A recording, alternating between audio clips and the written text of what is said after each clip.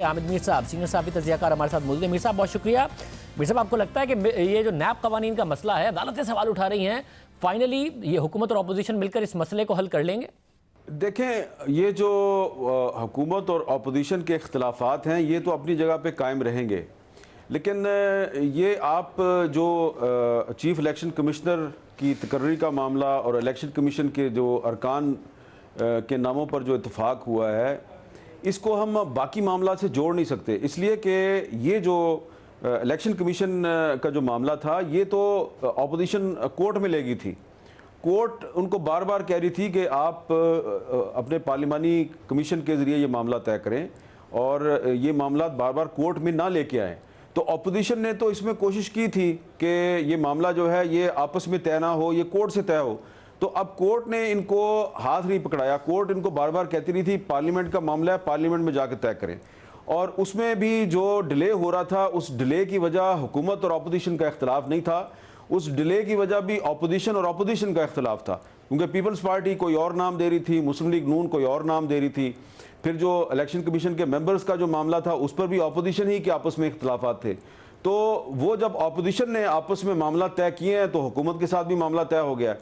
अलबत्ता जो नैब कवानीन में तब्दीली का मामला है ये एक बहुत बड़ा एक चैलेंज है और इसमें हुकूमत के लोग जो हैं वो भी इसमें मुझे सीरियस नज़र आते हैं, अपोजिशन के लोग भी सीरियस नज़र आते हैं। लेकिन इसमें कोई कोशिश होगी नैब की तरफ से, या जो नैब के मौक़िफ़ की हमायत करने वाले लोग हैं वो कोशिश करेंगे कि हुकूमत और अपोजिशन इस मामले में मुत्फिक ना हो, इसलिए कि आने वाले दिनों में हुकूमत की भी कुछ शख्सियात हैं और अपोजिशन की कुछ मज़ीद शख्सियात हैं, नैब उन पर हाथ डालना चाहती है। लेकिन नैब की क्रेडिबिलिटी इतनी ख़राब हो गई है, नैब की अपनी रेपुटेशन पर इतने सवालात पैदा हो गए कि वो अब अपने आप को डिफेंस, उनके लिए अपने आप को डिफेंड करना बहुत मुश्किल हो गया। आप देखें ना, जिस तरह की ये फवाद साहब का केस है, 1.5 साल उनको बंद रखा, आखिर में कुछ भी साबित नहीं हुआ। तो इस तरह के जो मामलात हैं वो उनसे एक बेस बन रहा है। मसलन हुकूमत के लोग जो हैं वो ये कहते हैं जी सब्तैन खान जो है वो पंजाब का सूबाई वजीर था, नैब ने उसके खिलाफ इंक्वायरी शुरू की, उसने इस्तीफ़ा दे दिया, फिर इंक्वायरी मुकम्मल हुई, कोई चीज़ साबित नहीं हुई, अब वो दोबारा वजीर बन गया। तो जिस तरह की मिसालें फवाद साहब की हैं और अपोजिशन की कुछ शख्सियात हैं, शायद हकान अब्बासी साहब पे अभी तक कुछ साबित नहीं हो रहा, एहसन इकबाल साहब पे कोई इल्ज़ाम जो है वो अभी तक सही उसका कोई सबूत आपके सामने नहीं आ रहा। तो कल को फिर यही होगा, 2 महीने बाद, 4 महीने बाद, 6 महीने बाद, साल बाद इनको भी नैब को रहा करना पड़ेगा, अदालत जो है वो जमानत देगी। तो फिर क्या इस तरह ये क्या सिलसिला चलता रहेगा? तो इसके आगे बंद तो बांधना है ना किसी ने। तो इसमें मेरा ख्याल है कि इस वक्त अपोजिशन का भी इंटरेस्ट है, हुकूमत का भी इंटरेस्ट है कि नैब के कवानीन में कोई कम अज़ कम ऐसी तरमीम ज़रूर की जाए, तब्दीली ऐसी ज़रूर की जाए कि आप किसी शख्स को 1.5 साल तक बगैर मुकदमे के अपनी मर्ज़ी के मुताबिक सिर्फ इंतकाम के लिए आप उसको जेल में बंद ना रख सकें। तो इसमें मेरा ख्याल है कि ज़्यादा कोई इख्तलाफ वाली गुंजाइश तो नहीं है, लेकिन हम ये सुन रहे हैं कि अपोजिशन और हुकूमत के लोगों को एक दूसरे के खिलाफ वर्गलाया जा रहा है, कुछ उनको भड़काया जा रहा है कि आप इस पर ना करें, लेकिन लगता यह है कि ये हो जाएगा। मतलब अगर हो जाएगा तो इसमें कम से कम इतना हो जाएगा कि ज़ाहिर एहतसाब हो, अच्छी बात है, मगर अब तो ये इंतकाम ह्यूमन राइट्स का मसला बन गया है। चेयरमैन नैब का जो गिरफ्तारी का इख्तियार है उस पर अदालतें सवाल उठा रही हैं, जिसको दिल चाहता है करते हैं। इंक्वायरी के स्टेज पर कर लिया एहसन इकबाल साहब को गिरफ्तार और जुल्फी बुखारी साहब को बगैर गिरफ्तार किए उनकी इंक्वायरी बंद कर दी है। बालम जब्बा केस हो, BRT हो, कहीं जाते हैं अपील में, कहीं रेफरेंस की स्टेज तक पहुँच गए हैं, स्टे ऑर्डर नहीं वेकेट करा रही। जो सवालात पैदा हो रहे हैं इस हवाले से कुछ ना कुछ कानून साजी और नैब चेयरमैन के इख्तियारात के हवाले से। देखिए, आपने जुल्फी बुखारी साहब का जिक्र किया और नैब ने उनका केस बंद कर दिया है। तो अब आप ये देखिए कि अभी ज़्यादा अरसा नहीं गुजरा तो चेयरमैन नैब जो है उन्होंने एक बड़ी एक तकरीर की थी जिसकी बड़ी मशहूरी हुई थी कि हवाओं के रुख बदलने वाले हैं।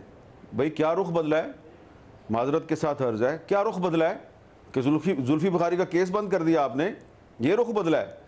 तो ये बड़ी बड़ी बातें करते हैं और बड़े बड़े लोगों के खिलाफ बड़े बड़े केस बनाने के दावे करते हैं और इनके पास छोटा सा सबूत भी नहीं होता। तो अब ये जो जुल्फी बुखारी का केस बंद किया है और भी कुछ लोगों के ये केस बंद करने वाले हैं, तो ये फ़ौरन दबाव में आ जाते हैं। उनको लगा ये है कि हुकूमत जो है वो शायद अपोजिशन के साथ मिलकर नैब का कानून तब्दील करेगी और इस तरह कानून तब्दील करेगी कि अकाउंटेबिलिटी का प्रोसेस चलता रहे, लेकिन चेयरमैन नैब के पास जो ज़रूरत से ज़्यादा इख्तियारात हैं वो कम हो जाएँ। तो उसके फ़ौरन बाद उन्होंने जुल्फी बुखारी का जो केस है वो बंद कर दिया। तो ये आपने हवा का रुख तब्दील किया है। हवा का रुख तो वही पुराना चल रहा है। तो मैं ये समझता हूँ कि हुकूमत और अपोजिशन जो है उनको किसी के बहकावे में नहीं आना चाहिए। अगर ये इन्होंने नैब के कानून में तब्दीली ना की तो जो कुछ आज अपोजिशन की अहम शख्सियात के साथ हो रहा है वही कल को खुदा न ख्वास्ता तहरीक इंसाफ की शख्सियात के साथ भी होगा। लिहाजा अगर आज अपोजिशन इस मामले में तहरीक इंसाफ के साथ मिलकर नैब के कवानीन में कोई तब्दीली करना चाहती है तो कर लेनी चाहिए। और मैं आपको बताना चाहता हूँ कि कुछ ही दिन पहले पब्लिक अकाउंट्स कमेटी के इजलास में हुकूमत और अपोजिशन दोनों के जो अरकान थे उन्होंने इस बात पर इत्तेफाक किया था कि नैब और FIA के सरबराहों को पब्लिक अकाउंट्स कमेटी में आके ये बताना चाहिए कि आपको जो यहाँ से हम केस भेजते हैं नैब को और FIA को, आप उस पर इंक्वायरी क्यों नहीं करते।